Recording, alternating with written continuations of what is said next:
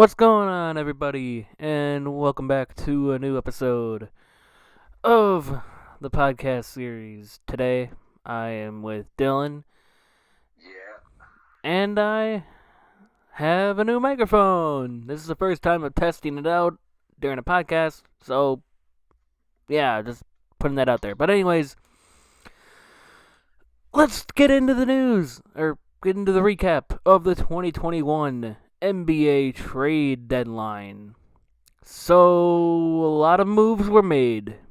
Um, we got our winners and we got our losers of the 2021 trade deadline. But first, let's go over some moves and then we'll give our thoughts on that. And then we'll say who's winners and losers of the 2021 NBA trade deadline. Yep. So, at 11 or 10:13 a.m., it was reported that the Cavaliers have agreed to send JaVale McGee to the Denver Nuggets, and apparently the second round picks are in 2023 and 2027. So, yeah, cool. For the Nuggets, Good return for Cleveland, I guess, for a guy that probably wasn't going to stick around. yeah, and they also get Isaiah Hartenstein. Cleveland does. So for the Cavaliers, they get two second round picks in the future, and also Isaiah Hartenstein, who's like young, I guess. But they get two second round picks, which is a good return for a rebuilding team with a old aging center. McGee gets to back up Jokic now and has had pretty good years in Denver in the past, so maybe he can revitalize his career there and go back to his old Nugget days. Um, I hope lead him to a championship. yep, but that wasn't the only move they did, as it was as we'll talk about that later. But at around 11:07 a.m., it was reported that the Bulls are trading Wendell Carter Jr., Otto Porter Jr., and two first-round picks, top four protected in 2021 and 2023, to the Orlando Magic for Nikola Vucevic and Al-Farouq Aminu. Now, I was still asleep. I woke up at like 11:30, I believe, somewhere around there, and then I woke up, I checked Twitter, I checked YouTube, I watched a trade deadline like live stream on YouTube, and I saw that, and I'm like, whoa, interesting move for both sides. At first, I'm like, why would the Bulls do this? They're rebuilding. Why give up the picks? But then I had a little bit of time to think about this, and for the Bulls, you know, yes, you're rebuilding, but at the same time, you have something special with Zach LaVine, and LaVine doesn't want to rebuild. He wants to win now. So it makes sense to kind of trade Wendell Carter and Otto Porter, who's an expiring contract, in exchange for Vucevic. And also the picks, you hate to trade them, but you have to trade something to get something. The 2021 and 2023 first round picks are top four protected. Both of them are top four protected.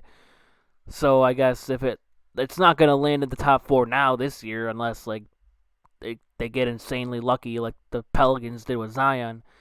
Um, Yeah. but um, yeah. So the Magic, unless the Bulls make the playoffs, just gained another lottery pick this year, which I could see the Bulls actually making it now with Vucevic, who's still an All-Star caliber center. Al-Farouq Aminu, a 3-and-D player. I mean, I don't know if he's actually good, but I think it's a good trade for both sides.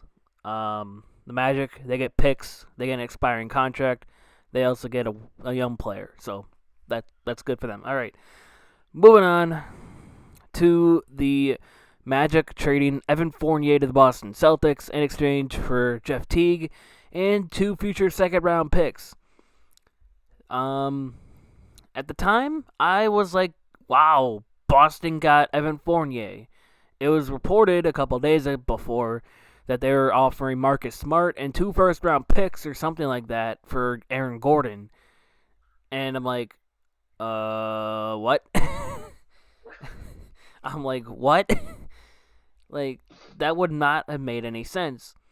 And now we come to the trade deadline, and all they get is 2 second-round picks and Jeff Teague for Evan Fournier, who's an expiring deal, of course.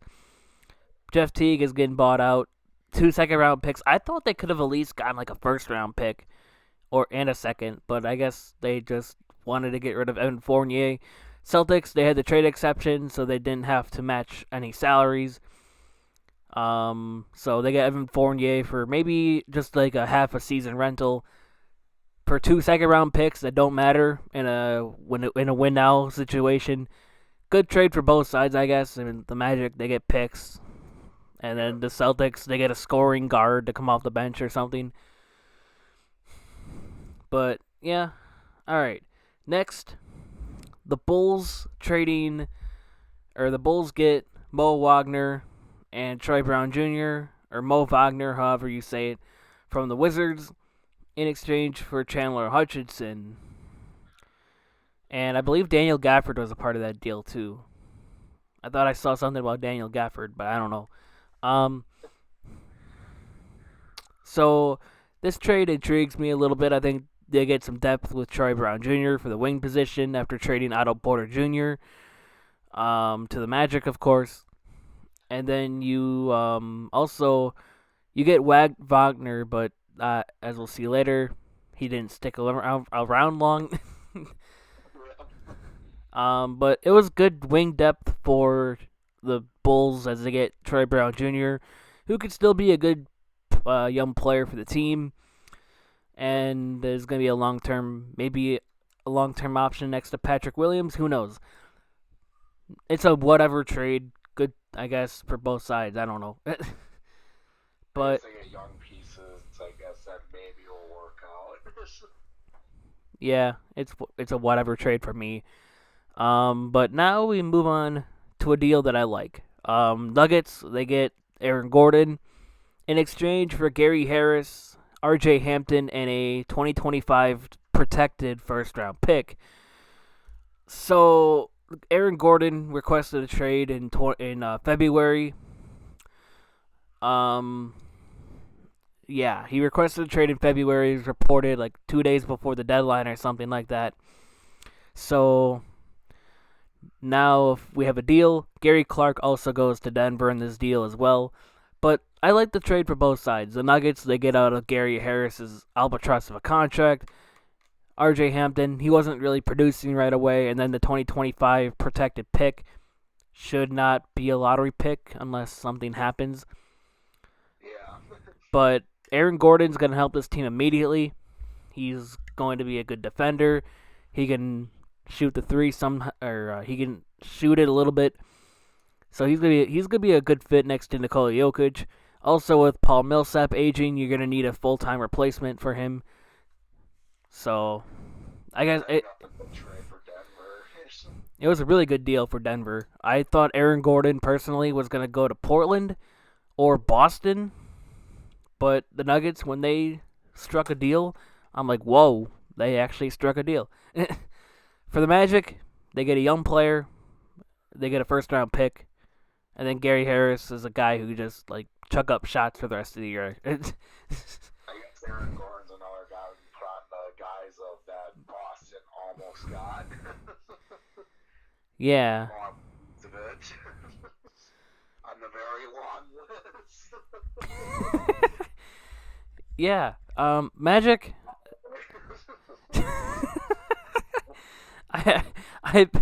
I've been waiting for the Magic to tear this team down since 2019 because they weren't going anywhere. You know, after the Raptors series in 2019, after they won one game, instead of tearing down the team, getting picks, young players, assets, they signed Al-Farouq Aminu and decided to push for the playoffs again next year. And I'm like, why? Al-Farouq Aminu isn't going to help this team do anything.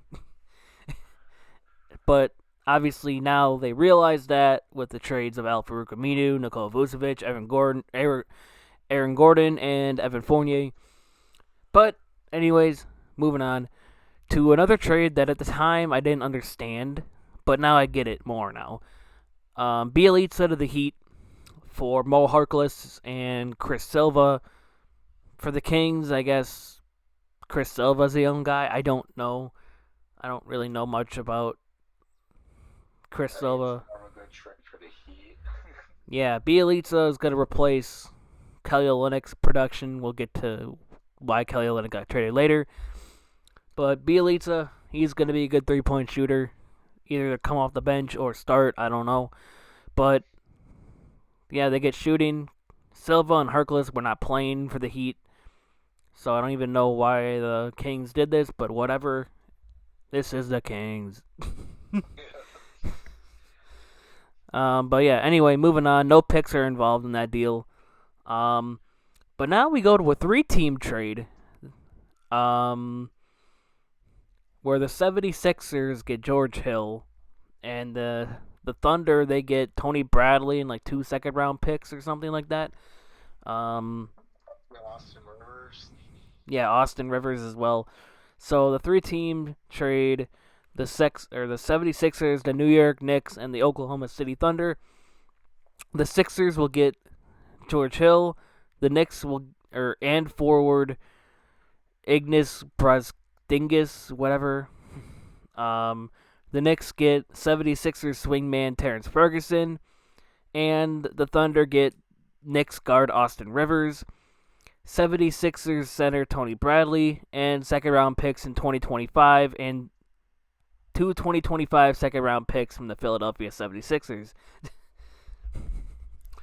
So, I guess good move for all teams, I guess. I mean, the Knicks, Terrence Ferguson, I don't know if he's anything special.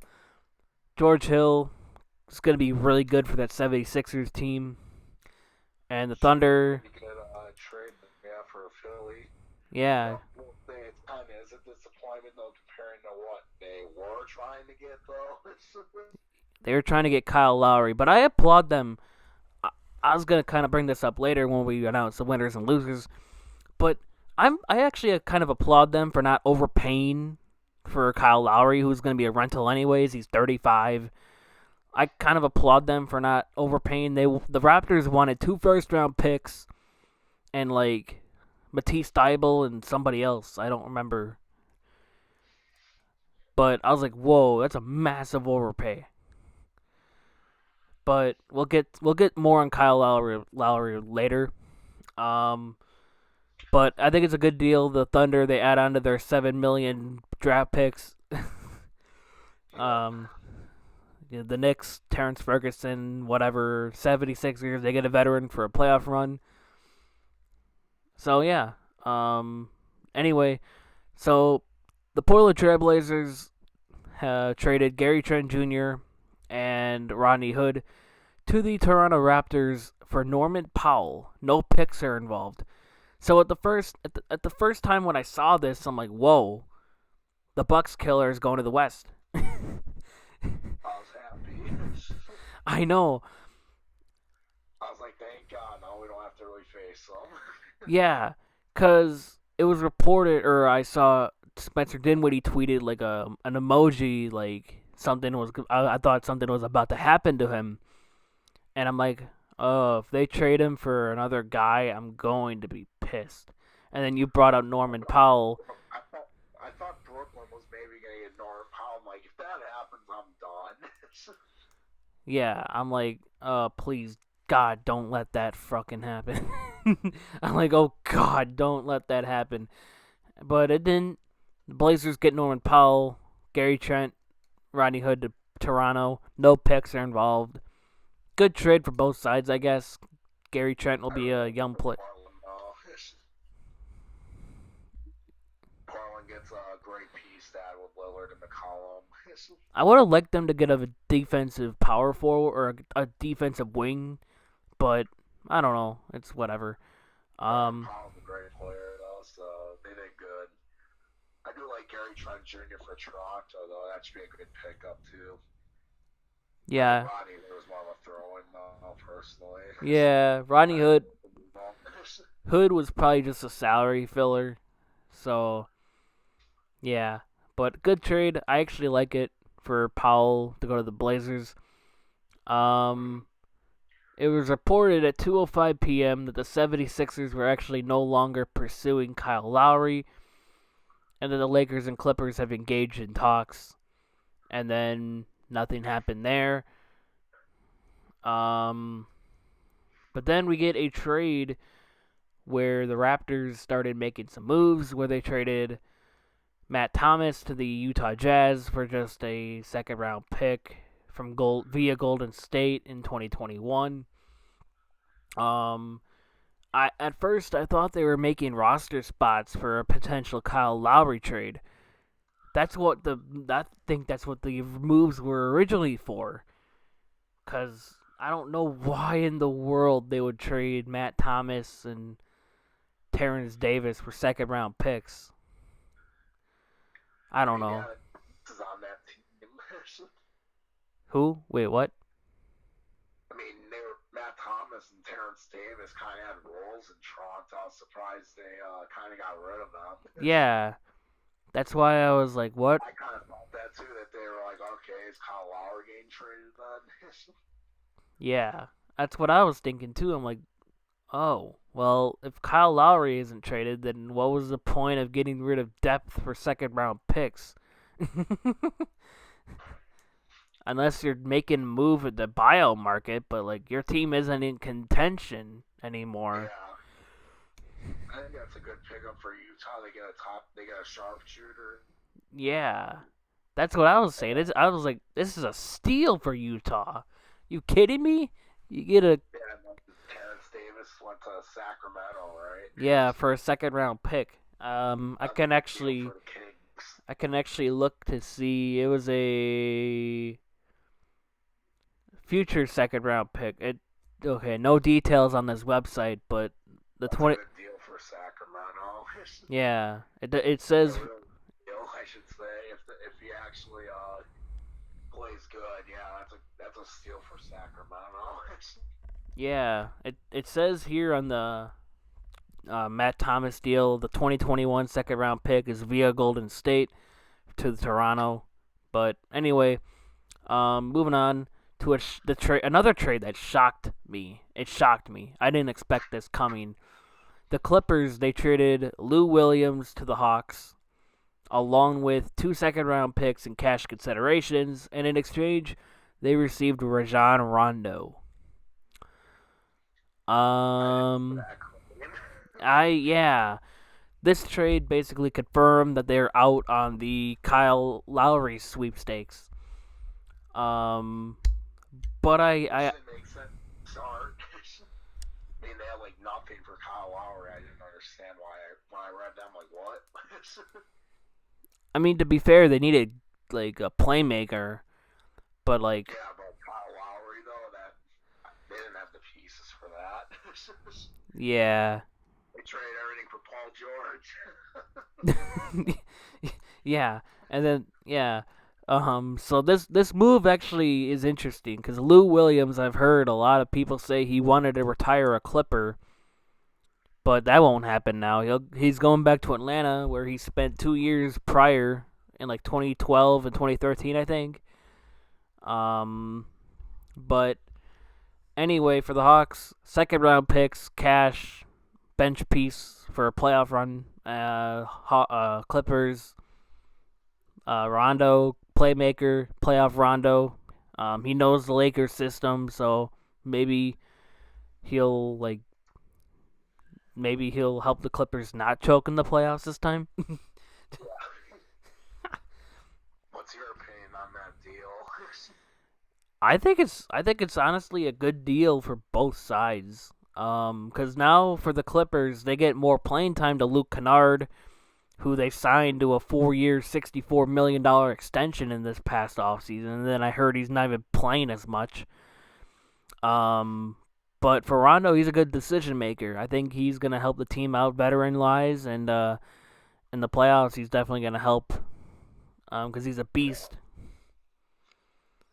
I think it's a good trade for both sides. For Atlanta, Lou Williams is going to be a good scorer off the bench. Second round picks are always nice, and cash is always nice. So, Yeah. I'll take that deal. I didn't see it coming though. I didn't think it'd be for Lou Williams.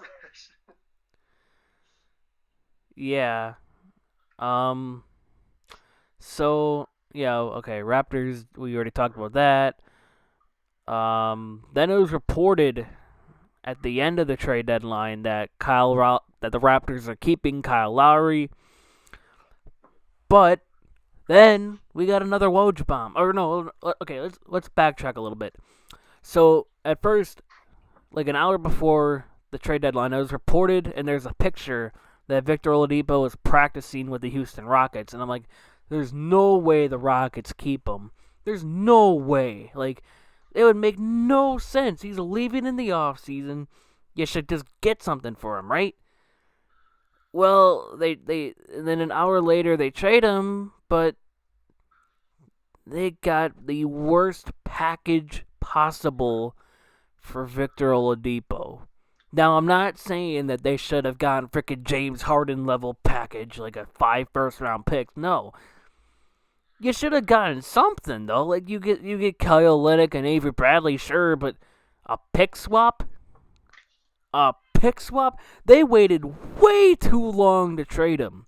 And they got nothing in return. Nothing. They waited way too long to trade him. Houston definitely screwed up there. So now they've turned James Harden into Kelly Olynyk, Avery Bradley, all the Nets picks until 2027. Some of them are swaps. And another pick swap from Miami. And Dante Exum, who I believe is still in Houston. I don't know, actually. When you could have had Karis LeVert, who's 26, still under contract for a couple more years. Jared Allen, yes, he's going to be an impending restricted free agent, but it would have been a good opportunity to experiment with Christian Wood and Jared Allen in your front court. Or whatever, yeah, front court. And then, I mean, I don't get it. I just don't understand how the Rockets messed up this James Harden trade so badly. You get a bunch of first-round picks, yeah, but I would rather have taken Jared Allen and Karis LeVert over Victor Oladipo. Yeah. When I saw that they got Victor Oladipo, I'm like, what, huh, why? They messed up. They messed up. So, yeah, they basically turned James Harden into nothing, basically. A bunch of first-round picks that are going to be late, unless something really happens. I mean, the only thing that could save the Rockets in this trade is that, let's say in like 2023, the Nets somehow don't win a championship. James Harden leaves in free agency, or Kevin Durant and Kyrie Irving, they're the 2022 free agents, I believe, or they have a player option. Let's say they leave, and then James Harden wants out. Then all the picks down the road are the Rockets. Bingo, you just created another Kevin Garnett, Paul Pierce, and Jason Terry deal. But until that happens, then the Rockets messed up big time. They messed up big time. Yeah, they screwed up. That's the only thing that they need is for Kevin Durant and Kyrie Irving to leave in a couple of years when their contract expires, or when their contracts expire, and for James Harden to leave too. That's their only hope to get some significant value in return, is to get all the Nets picks to be lottery picks from like 2024 to 2027. Yeah. That's the only thing. But that's way too long. That's way far away yet. That's a couple years. But anyway, that's the recap. So my winners are the Orlando Magic, the Miami Heat, the Portland Trailblazers, the Chicago Bulls, and the Denver Nuggets, along with the Cleveland Cavaliers, Dallas Mavericks. Oh, we forgot to mention the J.J. Redick trade. Hold up. Daniel Dice also got traded for Mo Wagner. Oh, yeah, that too. And then also the Hornets are acquiring Brad Wanamaker, whatever, and Marquise Chris to the Spurs. Okay, those deals are irrelevant. So, yeah. Celtics trade Dice to Bulls for Mo Wagner. I guess it was a player for player deal, I think. That was it. Yeah. Um so yeah, okay. And then no Lonzo Ball trade. JJ Redick and Nico Melli to the Mavericks. Pels are getting back James Johnson, Wes Iwundu, and a second round pick. Yeah, okay, cool. It's a 2021. It's a 2021 second round pick. Yeah. Raptors don't trade Lowry. I know. Then after the deadline, LaMarcus Aldridge actually got bought out along with Andre Drummond. So yeah, a lot happened on the trade deadline day. But Yeah, Raptors should have traded Kyle Lowry. yeah, But I also brought the Lakers. They didn't want to give up Taylor Horton Tucker. that was stupid. That was honestly really dumb. You're in win now mode. You got LeBron and Anthony Davis. Why? The Lakers are the one team that should have gotten Kyle Lowry. Yeah. Lowry, Anthony Davis, and LeBron James would look damn good. I didn't expect that. I was like, what the hell are the Lakers doing? Why are the Lakers are doing that? I'm like, are you retarded or something? Yeah. And the Heat. The deal is going to be like Schroeder, Montrezl Harrell, or whatever. Or is it Conwell Pope? I think it was Pope and Schroeder and Taylor Horton Tucker, maybe a second round pick or picks. But still, like, why? You're trying to win. yeah. Like 36, you ain't getting younger. Yeah, I don't even know. I think the Lakers are just going to be moving on to the buyout market now. I would be. Yeah. No, I would be shocked if the Raptors bought out Kyle Lowry. I don't think that's going to happen. I think they're just going to wait for him to either get trade or to go to free agency, or they could just do a sign and trade and get some value that way. But like, I would be shocked if they bought him out. Let's just say they get bought out. Where do you think you would go? I think you would go to probably the Lakers, because why not? Or Philly. I could see Philly then. Yeah. Apparently Danny... to go there. Yeah, apparently Danny Green was told by his agent to be prepared to get traded, and then he didn't get traded, so now it must be awkward. Because I saw something and I'm like, oh, well, he didn't get traded, though. Yeah, the Heat don't want to give up Tyler Hero, which I can kind of understand from their point looking at it, but for the Lakers not to give up Taylor Horton Tucker. Yeah, Hero was a lottery pick. He's actually shown that he could be a super, or like at least an all-star in the future. Horton Tucker, sure, he's a nice young player, but Kyle Lowry's a win-now move. Horton Tucker is a future piece once LeBron leaves. And there's no guarantees it's even good, while Lowry would help you raise your team. Yeah. Lowry, Anthony Davis, LeBron would be insane to have seen. Yeah, exactly. That's why I have the Lakers as losers. I have the Raptors as losers, Rockets as losers. Who else do I have? I think that might be it. I don't know. I mean, I think I might have the Knicks, because the Knicks didn't really do anything except get Terrence Ferguson, and they're trying to make a playoff run.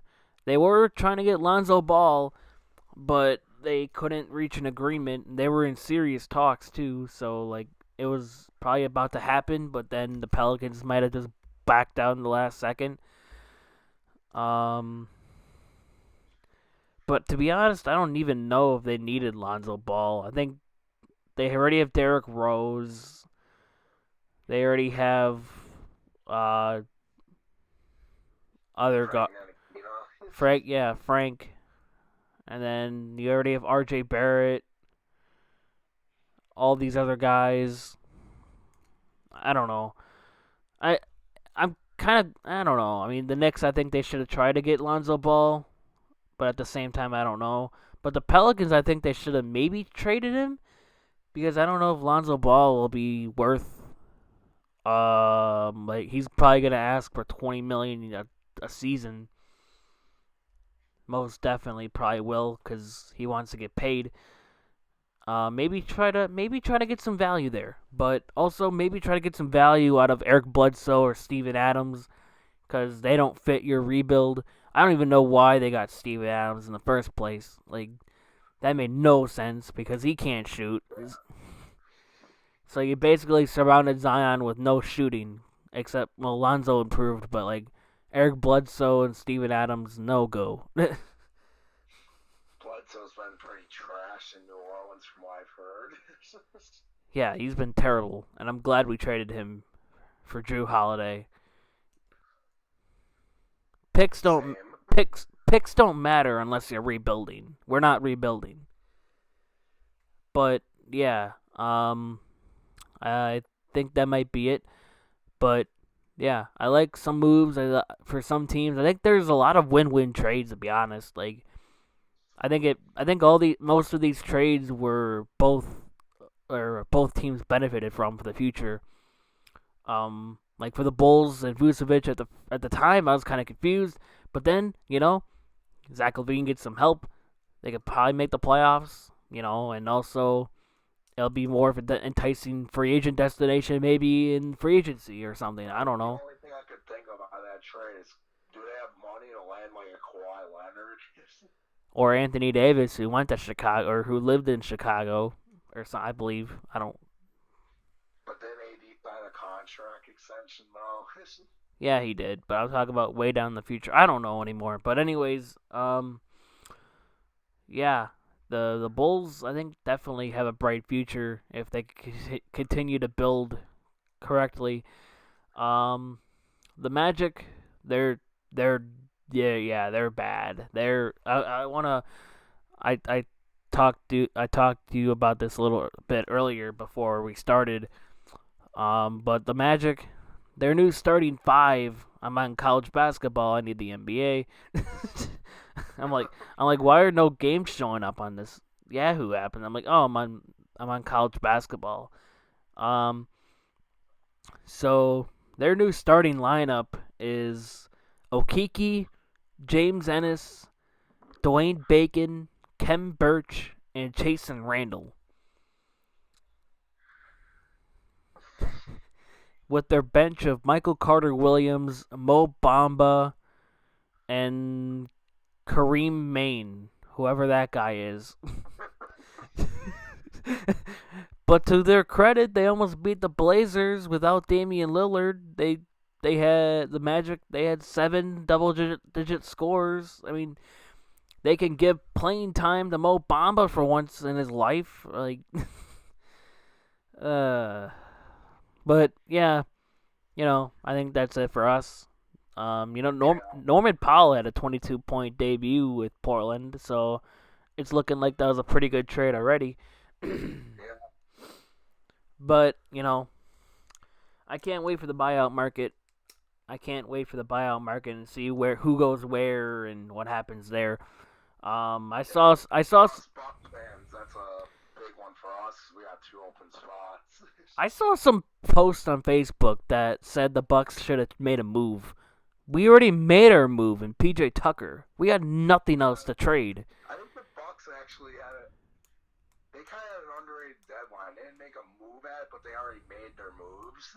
Yeah, we already got PJ Tucker. I mean, we already made a move for PJ Tucker. We had nothing else. We also did our move earlier, Drew Holiday. That was the offseason. That probably would have been a deadline move actually, if Drew Holiday hadn't been traded. Or Eric Bledsoe, you mean?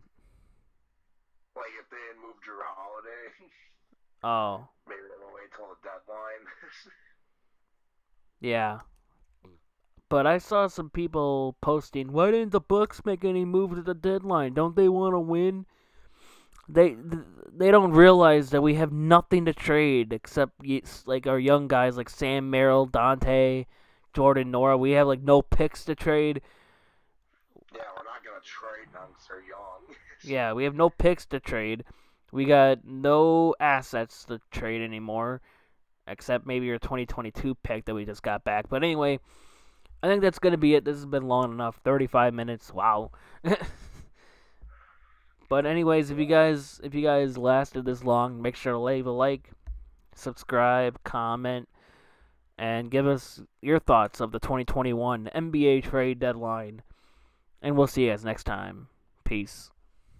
Bye.